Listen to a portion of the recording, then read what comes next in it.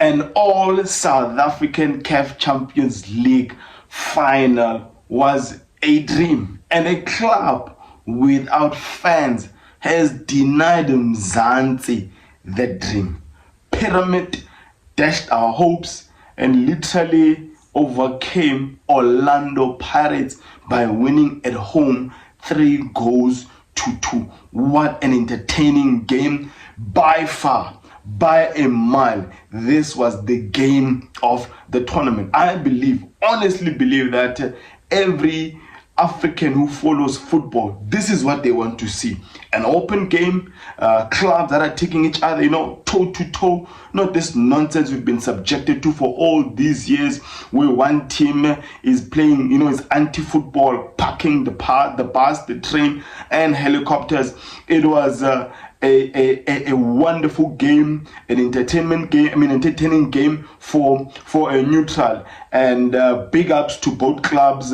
Unfortunately for Orlando Pirates, the road ends here. And for Pyramid FC, they are going to the finals to meet the number one at the moment in the Betway Premiership, Mamelodi Sundowns, and deservedly so. They are also leading the Egyptian Premier League, Pyramid FC, and I think both clubs deserve to go into the finals. We are hoping that the finals will be an entertaining one, the first and the second leg. I do go by the name of Oscar Ntsenze Football, where I engage and discuss on anything to do with football, from Africa to the world and from the world to Africa. Where do I even begin this video? I'm a pagapaga.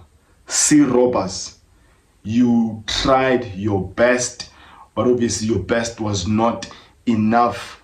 You were undefeated. Even the preview of this video made mention of the fact that the season before last, we went as far as the semi-final undefeated, and we bowed out of CAF Champions League semi-final without an L, without losing. And that's the nature of CAF Champions League. Orlando Pirates were undefeated until this night.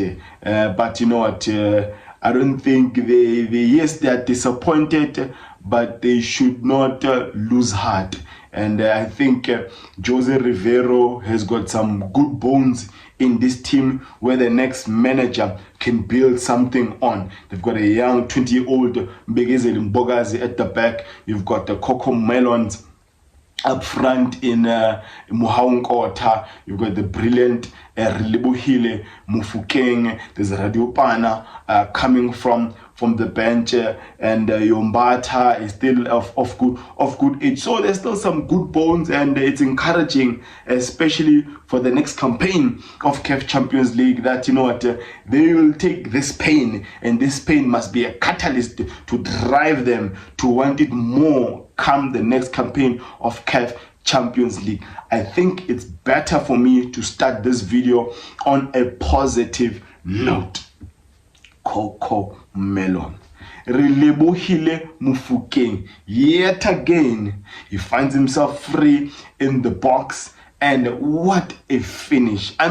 This game, we had some beautiful goals, some crackers, and Relebo Mofokeng, Hugo Bros, you've been following CAF Champions League campaign. Relebo Mofokeng is now actually a starter. He's telling you that Pesitao is no longer good enough to start Bafana games.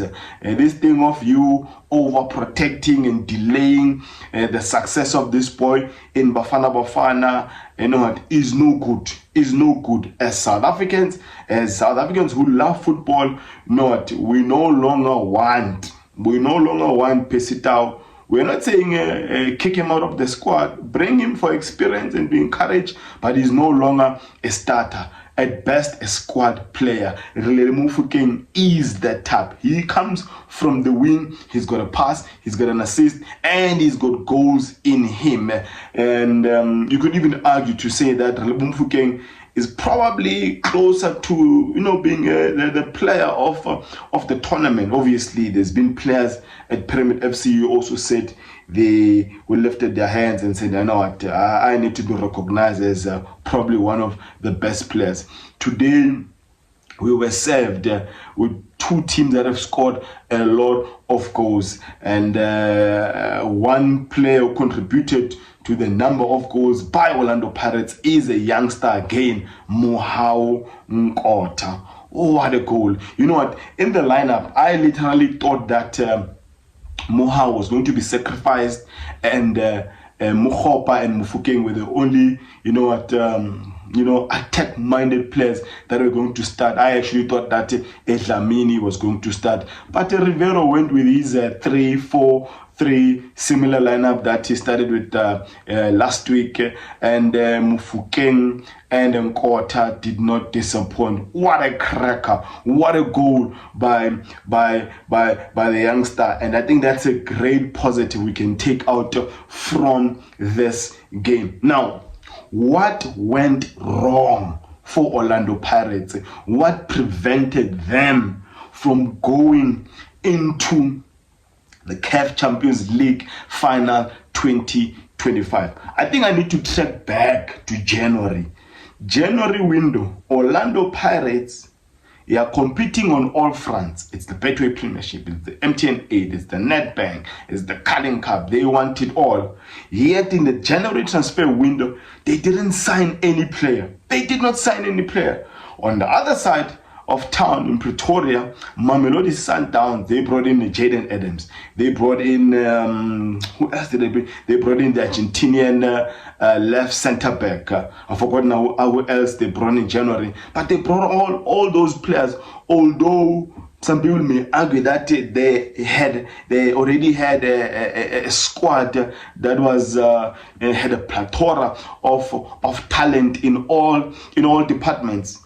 Orlando Pirates didn't sign anyone, and what they did was to promote a lot of youngsters from their MDC, Yondlozi, and the other players. But when you compete in CAF Champions League, you need experience, you need quality, and I think that's a factor that must be considered. That because if you look at the bench of Orlando Pirates, there was actually not a lot of players that could bring and actually change the game, because the intensity of that second half, which is the next point as to what went wrong for Orlando Pirates, had they studied what happened in that first leg, these guys, Pyramid FC, their second half at Soccer City, they increased the intensity, and it was a complete different game in that second half. And it was in that second half where I think one of the goals was denied. So I'm not sure if they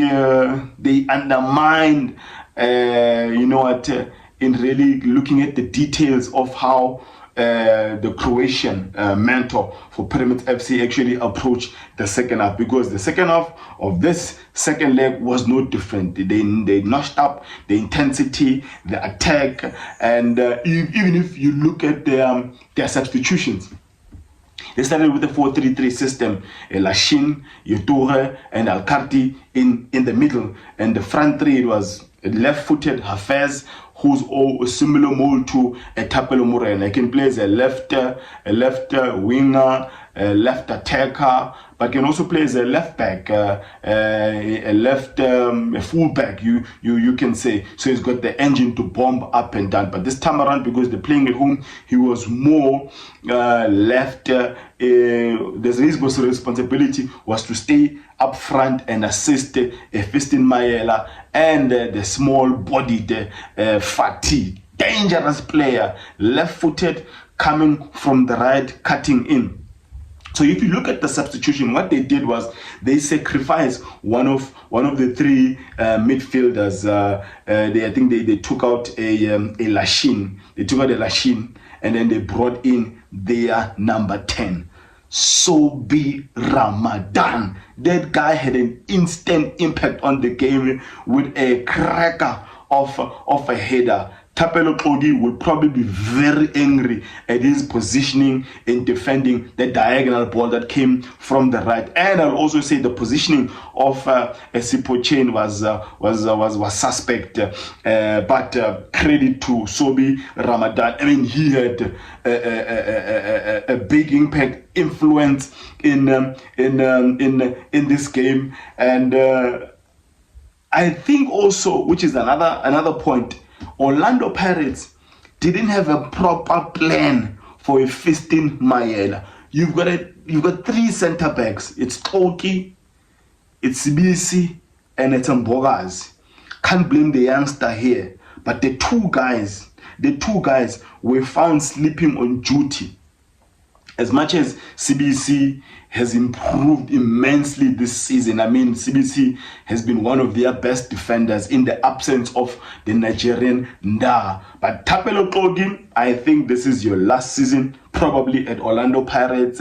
This is your worst night. On a night where you're supposed to remind Amapagapaga who you are, still and awareness at the back, but you found sleeping on duty. I mean, Fati just plays the ball in between the defenders. Fiston Mayela is there. Fiston Mayela is mobile, he's skillful, he's pacey. And he really gave the defenders of Orlando Pirates sleepless nights. The intensity of the second half was absolutely crazy. Orlando Pirates did not have players, or they do have players, but I think the substitution of Rivero today were incorrect. I don't think that Mbata was supposed to be taken out. Probably one player that must have been introduced. I know he hasn't played a lot of minutes, but if you introduce the diminutive Ndlondlo, you know what, just similar to a Miguel team, they can really control the tempo of the game, slow the game down. I mean, the game was just too fast. It was just too fast. Anytime Orlando Pirates is defending, instead of attempting to keep the ball, they will launch it out and then the ball would come back.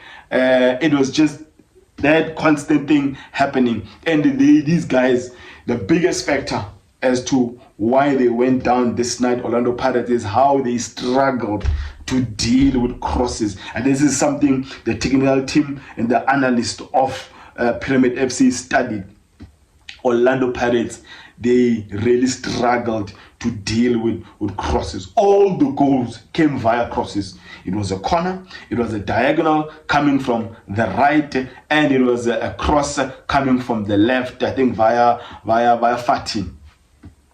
And Orlando Pirates could not deal with them. There were other chances that the Sipho chain saved, and all of them came via crosses. I think the plan was not to come vertically or centrally, but they were all coming wide. And the injury to Van Rooyen also must have been a factor for Pirates going down, because Shandu, he could not stop the cross. I know the first cross Van Rooyen was supposed to stop, but yeah, man, it was just error back to back.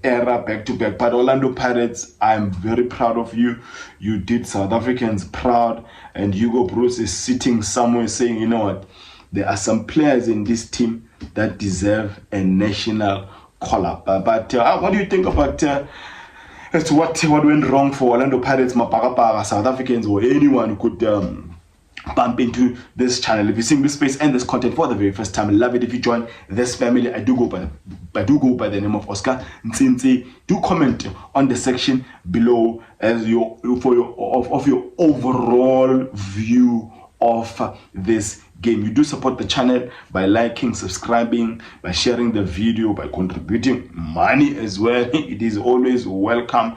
I desire to go to Morocco at the end of this year to go and watch AFCON. Now let me end it there by declaring, may my God bless you all.